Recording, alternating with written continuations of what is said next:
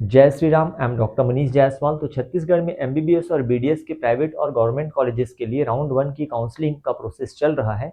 आज 22 अगस्त है और कल 23 अगस्त को स्क्रूटनी का और एडमिशन का लास्ट डेट है। तो यदि आपको राउंड 1 में यहाँ पर कोई भी कॉलेज अलॉट हुआ है एमबीबीएस बीडीएस गवर्नमेंट या प्राइवेट का, और आप चाहते हैं कि राउंड 2 में या उसके आगे के राउंड में पार्टिसिपेट कर सकें, तो एटलीस्ट आपको स्क्रूटनी का प्रोसेस कल 23 अगस्त को दोपहर 3 बजे तक कंप्लीट करा लेना चाहिए, भले आप एडमिशन लेने में इच्छुक हैं या नहीं हैं। इवन यदि आप स्क्रूटनी नहीं कराते हैं और काउंसलिंग से एग्जिट करना चाहते हैं, उस स्थिति में भी आपको जो सिक्योरिटी मनी आपने स्टार्टिंग में दिया हुआ था रजिस्ट्रेशन के समय, वो डेफिनेटली रिफंड हो जाएगा। जब काउंसलिंग का प्रोसेस कंप्लीट होगा तो सबका जब रिफंड होगा तो उसके साथ ही आपका भी रिफंड होगा।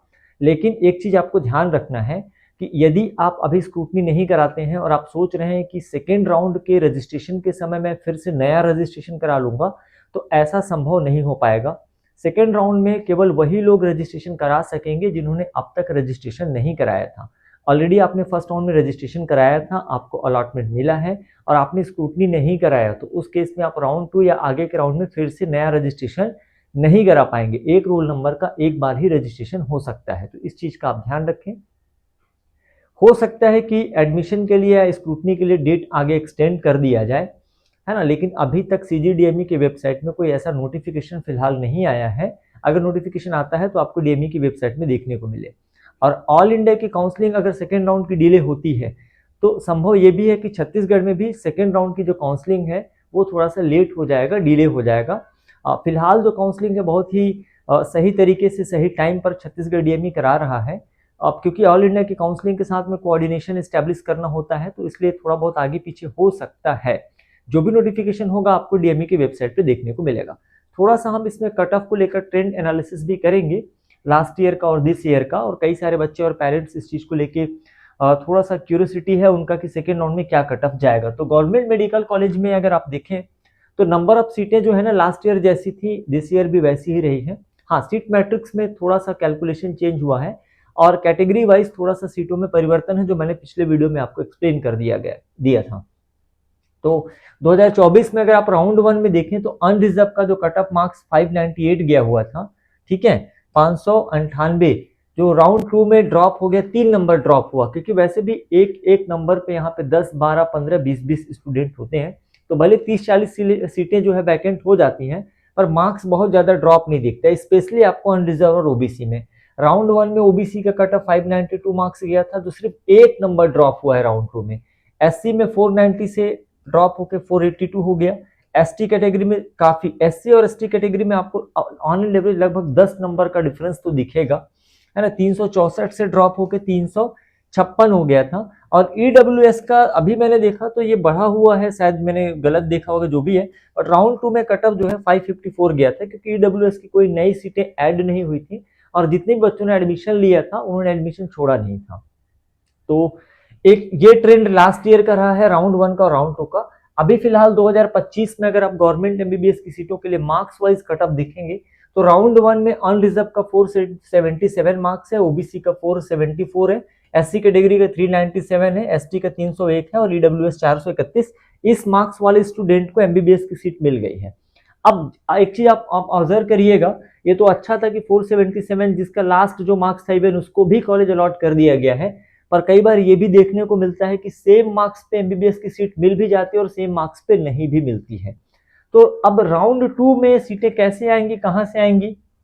जो बच्चे ऑल इंडिया कोटा में चले जाएंगे, जिनके डॉक्यूमेंट वेरिफिकेशन में गलत हो गए, ठीक है, उनकी सीटें खाली हो जाएंगी राउंड 1 से और उनको अलॉट किया जाएगा राउंड 2 में। राउंड 2 यहाँ पे अपग्रेडेड राउंड भी होता है। इसका मतलब जिन्होंने राउंड 1 में एडमिशन लिया है किसी भी कॉलेज में, वो अगर आप चाहें तो आप अपग्रेडेशन करा सकते हैं, पर अपग्रेडेशन कराना ऐसा कंपलसरी नहीं है। इसके बारे में भी मैंने सेपरेट वीडियो बनाया हुआ है, आगे भी आपको अपडेट करता रहूंगा।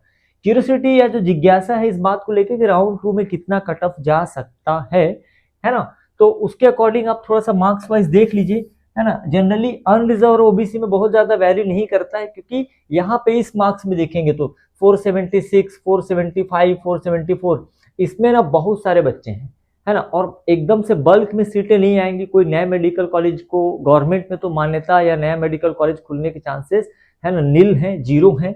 जो भी ऑलरेडी मेडिकल कॉलेजेस चल रहे हैं, जितनी सीटें हैं उसी पे एडमिशन होने वाला है।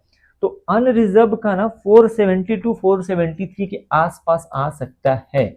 470 टू 73 ये इतना मार्क्स राउंड 2 में ड्रॉप हो सकता है। राउंड 2 में यहाँ पे एक दिक्कत और भी है कि जैसे लास्ट ईयर क्या था, एग्जैक्ट प्रेडिक्ट करना संभव था बिकॉज राउंड 2 में रजिस्ट्रेशन यहाँ होता नहीं था, लेकिन अब राउंड 2 में भी रजिस्ट्रेशन ओपन है। तो इट मे बी पॉसिबल कि कुछ बच्चे ऐसे हों जिन्होंने सोचा होगा कि यार अच्छा कॉलेज इस साल मिलेगा नहीं, इसलिए मैं ड्रॉप लेके तैयारी कर लेता हूं, पर अब उनके विचार बदल गए हों कि चलो जो भी मिल रहा है वो हम ज्वाइन कर लें। तो इट मे पॉसिबल कि 471-72 या 70 टू 73 के आसपास आ सकता है। और ओबीसी में भी लगभग सेम ही रहेगा, ये 470 के आसपास है ना, 470-71 के आसपास आपको है ना एमबीबीएस की सीट मिल सकती है। मैंने कहा था कि एक संभावना ये भी हो कि सेम मार्क्स पे आपको एमबीबीएस की सीट मिल भी जाए और सेम मार्क्स पे न भी मिले, क्योंकि एक ही नंबर पे काफी सारे बच्चे रहते हैं। एससी कैटेगरी में 394-95 तक, अभी तक 97 गया है, तो 394-95 तक के स्टूडेंट को मिल सकता है ना। और उसमें ये भी देखना पड़ेगा कि इस बीच में number of SC category student कितने हैं, बिकॉज ऑफ ये तो मैंने ऑलमोस्ट मार्क्स प्रेडिक्ट किया हुआ है ना। और थोड़ा सा इसमें गैप तो रहता है एससी कैटेगरी में। एसटी कैटेगरी में लगभग 7-8 नंबरों का डिफरेंस आ जाएगा है ना, 295-96 वाले को है ना, क्योंकि एसटी कैटेगरी में ना 295-96, और इट में पॉसिबल कि ये थोड़ा सा और भी ड्रॉप हो जाए। द रीजन इज कि स्पेशल एसटी कैटेगरी के कैंडिडेट्स नहीं है और काफी सारी सीटें, मतलब 2% जो स्पेशल एसटी कैटेगरी के लिए रिजर्व करके रखी जाती है उसको है ना एसटी कैटेगरी में कन्वर्ट कर दिया जाएगा, तो काफी सारी सीटें हो जाएंगी। इसलिए इसमें मार्क्स का डिफरेंस रहेगा 295-96, या मे बी पॉसिबल 1-2 नंबर और कम हो जाए। अब बात करते हैं ईडब्ल्यूएस की कुल 119 सीटें और पूरी पूरी सीटों को अलॉट कर दिया गया है। तो इसमें तो यार मे बी पॉसिबल बीच में भी कई ऐसे न्यू रजिस्ट्रेशन हो जाए जिसका अभी ईडब्ल्यूएस सर्टिफिकेट नहीं था, बीच में उन्होंने बनवा लिया और एज ए ईडब्ल्यूएस को रजिस्ट्रेशन करा लें, तो हो सकता है कि ये मार्क्स जैसे लास्ट ईयर में हुआ था ये अप भी हो जाए, या मे बी 1-2 नंबर ये डाउन हो जाए। तो इसको थोड़ा सा मैं प्रेडिक्ट नहीं कर रहा हूँ। बाकी कैटेगरीज का समथिंग इसके आसपास ही रहने वाला है। और ये मान के चलिए कि गवर्नमेंट कॉलेज में हम देखें तो यही फाइनल कट ऑफ भी होने वाला है, क्योंकि इसके बाद सेकेंड राउंड के बाद जनरली यहाँ पर सीटें नहीं के बराबर बचती हैं। बहुत ही रेयर कंडीशन में 1-2 सीटें आपको देखने को मिलेंगी जो खाली रह जाती हैं किसी कारणवश, है ना, तो कम ही सीटें रहती हैं, क्योंकि सेकेंड राउंड के बाद आप सीट छोड़ नहीं सकते है ना, और उसके पीछे बहुत सारे नियम और कानून लागू हो जाते हैं। आपका जो रजिस्ट्रेशन अमाउंट है, अगर सेकेंड राउंड या उसके बाद के किसी राउंड में आपने सीट छोड़ा तो आपका जो सिक्योरिटी मनी है वो फोरफिट हो जाता है, डिपॉजिट हो जाता है। तो सेकेंड राउंड है ना मोस्ट प्रॉब्ली ये संभावना है 27 तारीख से स्टार्ट हो जाना चाहिए। अगर किसी कारण से ऑल इंडिया की काउंसलिंग डिले होती है तो सेकेंड राउंड भी छत्तीसगढ़ का डिले हो सकता है। मिलते हैं किसी नेक्स्ट वीडियो में ऐसे ही इंफॉर्मेशन के साथ, तब तक के लिए जय श्री राम।